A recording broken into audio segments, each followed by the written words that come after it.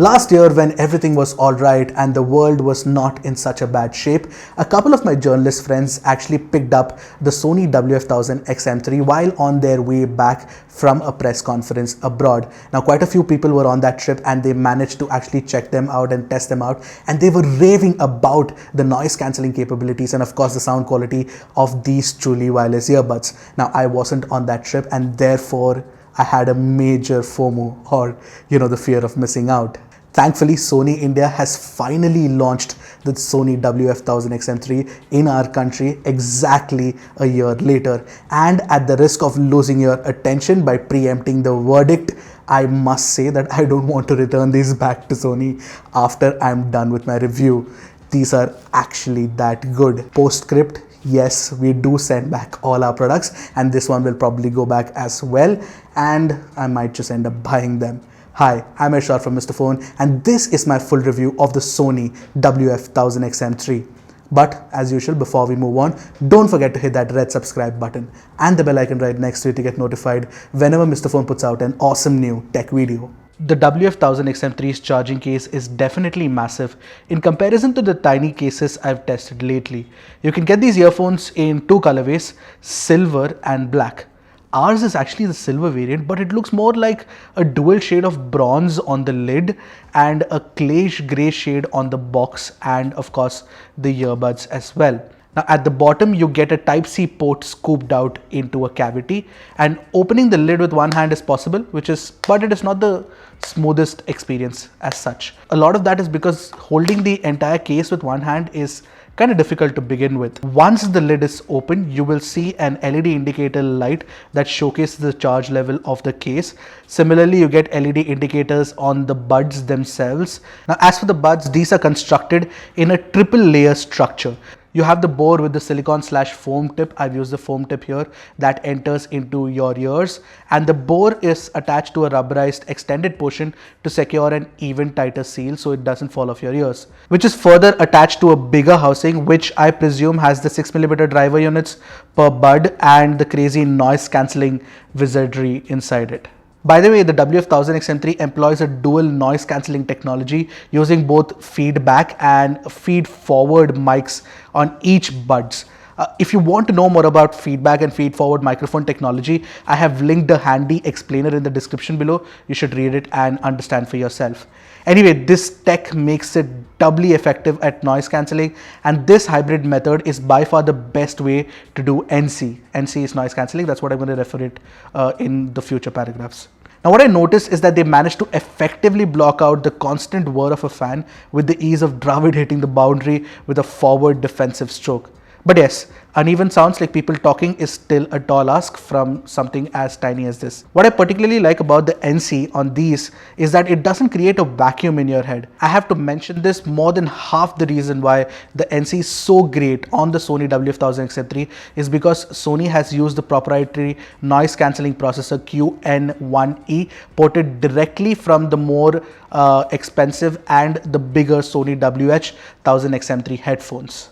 Now, I found the fit of the WF-1000XM3 to be extremely comfortable for long listening sessions, and not once did it fall out of my ears. Now, as for the controls, you can customize it to your heart's content from Sony's Headphone Connect app. You can configure it to switch between the ambient noise control and noise cancelling on the fly, reduce or increase the volume, invoke Google Assistant or Amazon Alexa, and finally use it for playback controls.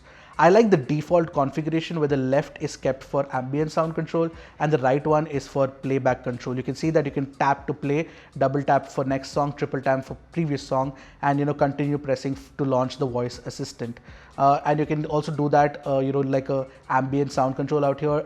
Tapping it changes between the ambient sound control mode and the noise cancellation mode, and of course continuously pressing it brings up the quick attention feature. What that means is that it will put the earphones in ambient hearing mode, and then you can hear anybody talking around you very clearly. Now, of course, if you want to take a look at the volume controls, of course you need to tap to raise the volume and continue pressing to lower the volume. Now, I prefer the ambient sound control to be on the left earbuds. You can pick from one of these options that are available for you.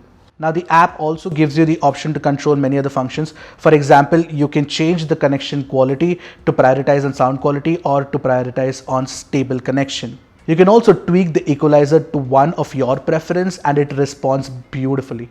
Now, I particularly like the feature where you can switch off the wear detection feature, which automatically pauses music when you take it out of your ears. By the way, let me quickly demonstrate this feature for you right now. I have the earbuds in my ears and I'm taking the right one out of my ears and it immediately pauses. And I put it back again and it starts playing again. There you go. It's as seamless as that. Now, the level of control that you get with the app is refreshing to see, honestly. That's not it though, you also get over-the-air updates using this app, so that's really good. Plus, I really like how the device uses proximity sensor to determine if you're sitting, walking, or running to set the level of the ambient noise control. And like I mentioned, you can also long press either earbud to put them in ambient mode to ensure that you can hear the other person clearly.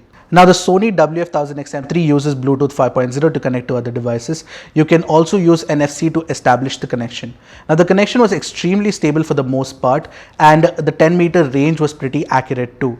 As for the codec support, I'm definitely disappointed that you don't get LDAC or aptX support, but you definitely get AAC, so that's the max it can do. However, I understand Sony's reasoning where they mentioned that it could affect battery life further by giving you better codecs. And that makes sense to me considering the fact that the battery life with ANC on is not exceptional. Sony claims you get 6 hours with ANC on, but I used ANC and DSWHX audio enhancement and it lasted me 4 hours on a single charge at 100% volume, which is average at best. But you should expect better battery life at around 70% volume and the Bluetooth connection set to stable mode. Now, coming to the most important part of the review, the sound quality. This is where the Sony WF-1000XM3 just shines. Sony's tuning is a balanced one with slight lifts in the mids and the low end of the frequency range. This makes the sound signature more approachable and it is a one-size-fits-all approach. I listened to everything from Rahman, like you can see on the playlist out here, to Rage Against the Machine, and the WF-1000XM3 plays them back near accurately as the artist intended into your ears. In a song like Veerapandi Kotaile from Tiruda Tiruda, one of Rahman's early albums, you can hear a range of sounds from the thumping bass to the pristine treble, and the clean and detailed sound reproduction of the Sony WF-1000XM3 managed to capture the dynamic range very well. Now, the instrument separation in Arithmophobia by Animals as Leaders was extremely nuanced and clear, plus the sound staging is pretty decent for a pair of truly wireless earphones. Yes, the treble does roll off in the extreme high end, but that's not a big issue or anything. And if you listen to a lot of tracks with an emphasis on the vocals, such as Arijit Singh and Sasha Tirupati's melodic duet, Khul Ke Jeene Ka from Dil Bechara, you're bound to be captivated by the performance of the WF-1000XM3 in the mids as well. It is just a well-rounded sound signature that I can't help but keep praising. Now, talking about well-rounded stuff, the icing on the cake is that you get support for the new 360-degree reality audio encoding as well.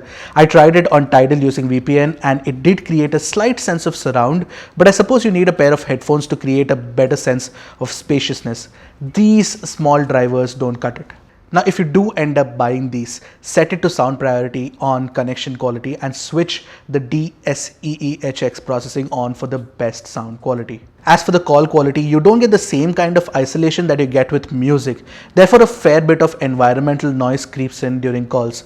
Also, since the mics are slightly far away from your mouth, you won't sound as loud and clear as the AirPods Pro or the AirPods for that matter. It is alright for calls if you ask me. Don't trust me, hear this recording for yourself. Am I audible to you? There is some disturbance. There is some disturbance. There's a fan at the background, so I was just wondering if it's clear or not. Like my audio is clear or not. No, your audio is not clear. थोड़ा सा disturbance है यहाँ पे. It's like Yeah, it's there is as if there is a barrier एक आ रहा है. It's not clear. Now, I'll be honest, Sony India has definitely gotten some sort of price advantage by launching them at least a year later, and therefore it has managed to undercut the price of its three most immediate competitors, which would be the AirPods Pro, the Sennheiser Momentum TWS2, and of course the Master and Dynamic MW07. Although I must mention that the active noise cancellation technology is the best that I have experienced on the Sony WF-1000XM3 compared to the other three, mainly because Sony has managed to trickle down the same tech used inside a more expensive pair of headphones like the Sony WH-1000XM3. The tech that Sony has managed to pack inside the Sony WF-1000XM3 is totally worth the price and possibly one of the best truly wireless earbuds across any price category. And when you talk about the sound quality on the Sony WF-1000XM3 is definitely better than the AirPods Pro and almost as good, if not better, than the Sennheiser Momentum TWS2 and the Master & Dynamic MW07. But yeah, don't buy the Sony WF-1000XM3 if you want to take them out for a run or if you are somebody who is into active fitness lifestyle. I would suggest picking up something like the Jabra Elite Active 75T or even Sony's very own Sony WF SP800N, which also comes with noise cancellation technology. Now, these are also not meant for gaming. These are purely meant for auditory bliss while cancelling out the outside environmental noise. So yeah, like I mentioned in my introduction, the Sony WF-1000XM3, I'm completely in love with them. And I'm pretty sure that once you test it out, you're gonna like them too. What did you guys think of the Sony WF-1000XM3? Do let me know in the comment section below. Until next time, this is Ershad from Mr. Phone signing off. Goodbye and Godspeed, my friends.